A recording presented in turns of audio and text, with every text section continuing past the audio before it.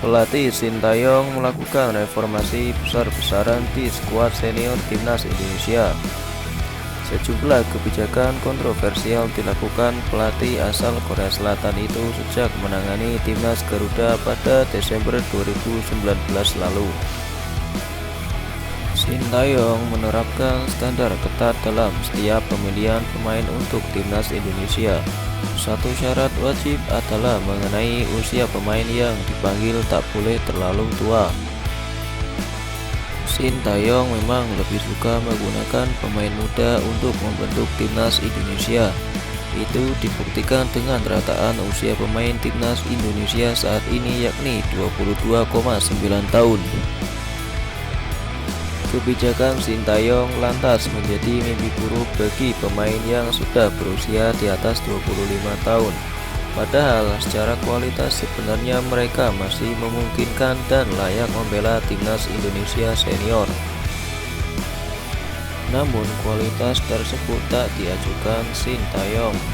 Pelatih Korea Selatan itu lebih suka membentuk pemain muda hingga mengesankan ketimbang menggunakan pemain berkualitas yang sudah terlalu tua secara usia. Lalu siapa saja pemain langganan timnas Indonesia yang luput dari perhatian Sintayong? Berikut ini 5 pemain berkualitas yang tidak pernah dipanggil oleh pelatih Sintayong versi bola.com. Semua merupakan andalan tim masing-masing di BRI Liga 1. Hansa Moyama merupakan bek tengah tangguh yang pernah dimiliki timnas Indonesia. Peran penting yang diberikannya membuat Hansa Moyama selalu menjadi langganan timnas Garuda. Bahkan Hansa Moyama sempat ditabuk sebagai kapten timnas Indonesia pada Piala AFF 2018. Sejauh ini pemain berusia 27 tahun itu sudah mengemas 22 penampilan dan mencetak 4 gol sejak debut pada 2016. Ketatnya persaingan di lini belakang timnas Indonesia membuat Hansa Moyama luput dari perhatian pelatih Sintayong. Hansa Moyama terakhir kali membela timnas Merah Putih saat menghadapi Uni Emirat Arab di kualifikasi Piala Dunia 2022.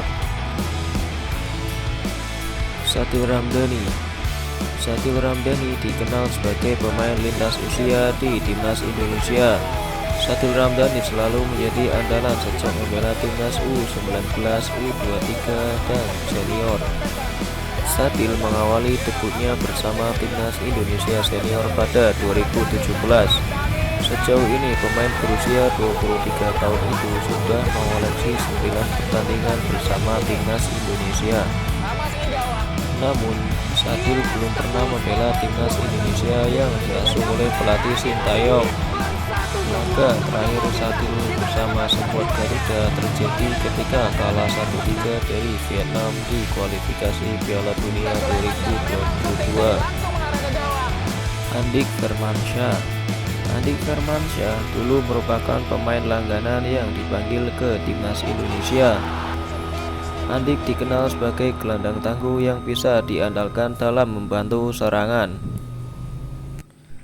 Andik Firmansyah memulai debut di timnas Indonesia pada 2012. Sejak saat ini pemain Bayangkara FC itu sudah mengoleksi 26 penampilan dan mencetak 2 gol. Namun Andik Firmansyah belum lagi dipanggil ke timnas Indonesia sampai saat ini. Laga terakhirnya membela Panji Merah Putih terjadi pada masa pelatih Simon McManamy, sewaktu timnas Indonesia tampil di kualifikasi Piala Dunia 2022 Oktober 2019 lalu. Stefano Lillipali. Penampilan Stefano Lillipali sebagai gelandang tak perlu diragukan lagi di timnas Indonesia. Pemain naturalisasi itu tercatat sudah mengoleksi 24 penampilan sejak debut pada 2013 silam. Stefano Lillipali merupakan gelandang yang andal dalam menjadi motor serangan. Pemain berusia 32 tahun itu juga bisa diandalkan dalam hal mencetak gol. Namun pesona Stefano Lillipali ternyata tak menarik perhatian pelatih Sintayong. Sejak saat ini, Stefano Lillipali sama sekali belum pernah merasakan permainan di bawah asuhan pelatih Korea Selatan tersebut. Beto Gonçalves merupakan penyerang paling tajam yang dimiliki timnas Indonesia.